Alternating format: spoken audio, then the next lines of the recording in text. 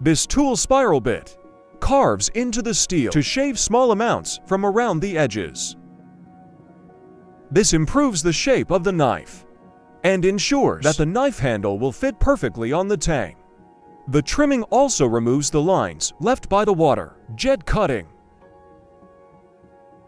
One of the blades is placed in a fixture that holds the knife with the cutting edge in an upward position. A technician ignites an automated torch. The torch follows the blade, exposing it to intense heat. The torch doesn't touch the blade's spine. This selective heat treatment hardens only the blade.